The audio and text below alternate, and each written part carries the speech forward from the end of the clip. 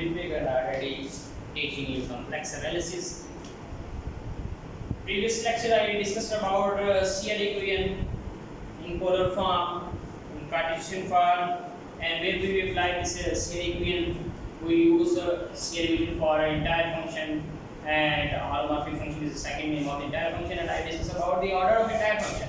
ये हमारे पास कोई फंक्शन दे दिया, उसने कहा कि इसका पहले तो ये इसका फाइंड करें कि ये अगर हमारे पास फंक्शन एनालिटिक है या इंटायर फंक्शन है तो उसके लिए शर्त क्या है कि सीआर इक्वेशन सेटिस्फाई करवानी चाहिए, ठीक है।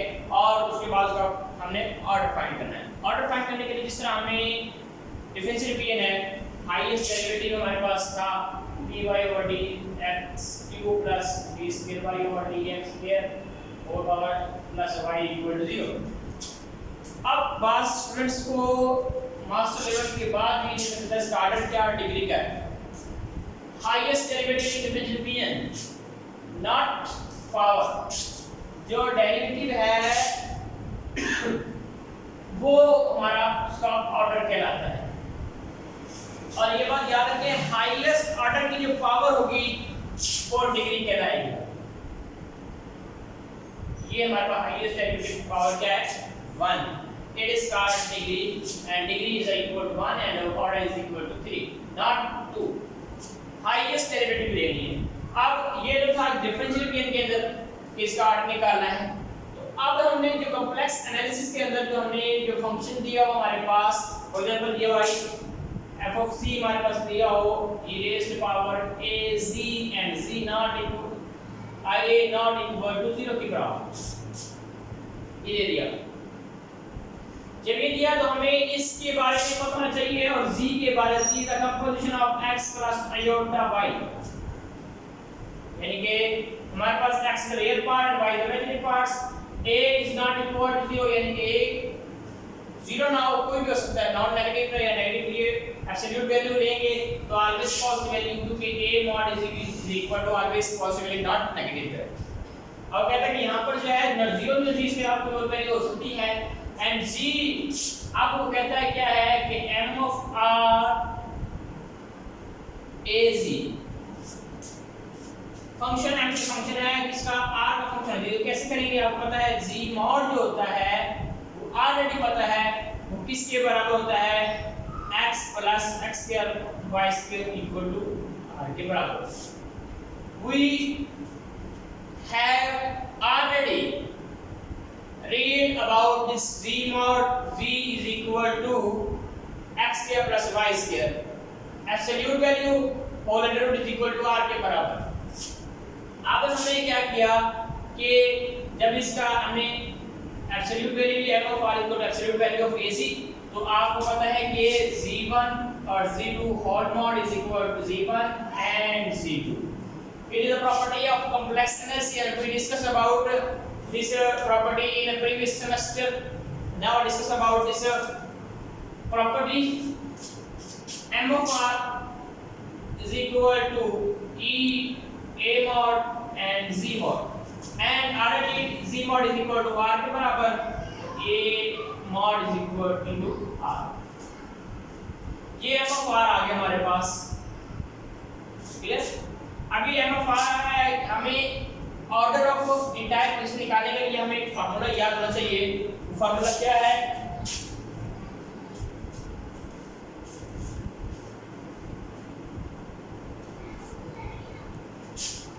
लॉग लिमिट r अप्रोच कर रहा है इन्फिनिटी को, log into log m of r which is given in log of r। Now we will put the value in this formula, just limit r approach कर रहा है infinity को, log into log e raised to power a mod r over log r। यहाँ पर आपको L hospital rule पता होना चाहिए। एल हॉस्पिटल रूल क्या कहता है कि इन्फिनिटी और इन्फिनिटी फॉर्म नहीं होना चाहिए, 0 और 0 फॉर्म नहीं होना चाहिए, इन्फिनिटी रेज़ टू इन्फिनिटी नहीं होना चाहिए। उसको कन्वर्ट करेंगे डेरिवेटिव के ऊपर भी, डिनोमिनेटर के अंदर भी अगर लिमिट दर्ज करें तब उस वक्त तक करेंगे जब तक हमारी इन्फिनिटी और इन्फिनिटी फॉर्म या जीरो का जीरो फॉर्म खत्म ना हो जाए। यहाँ पर देखें हमें लॉग लॉस पड़ा है पावर के,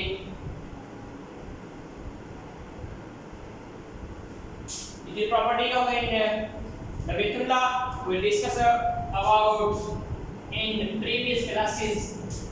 I will just introduce and limit r approach का infinity को log a mod r log e divided by log r। Limits जो है हमने यहाँ पर लिखनी है क्योंकि इसका मतलब है ये डिनोमिनेटर पे मल्टीप्लाई होगा डिनोमिनेटर पे। जस्ट अगर हम ऊपर लिखेंगे इसका मतलब ये डिनोमिनेटर पे मल्टीप्लाई नहीं होगा। That it is a property of the limit and we should know about this property and law limits r approach कर इंफिनिटी को log e आपको पता ही है किसके बराबर है, log ये मान खत्म होगा क्योंकि ये मान आ गया log a to a mod r log e 1 के बराबर है divided by log r। Clear? Now ये हमारे पास इक्वल हमारे पास आ गया लिमिट r अप्रोच कर रहा है इंफिनिटी को log a mod r over log r। अब देखें चेक करें जब हम यहाँ इंफिनिटी टच करते हैं इंफिनिटी और इंफिनिटी क्या बन रहा है, इंफिनिटी और इंफिनिटी को हम बाहर लेंगे तो हम यहाँ पर एल हॉस्पिटल रूल लगाएंगे यानी कि डिनोमिनेटर के अंदर डेरिवेटिव लेंगे विद रिस्पेक्ट टू r के लिहाज से और डिनोमिनेटर में भी लेंगे विद रिस्पेक्ट टू r।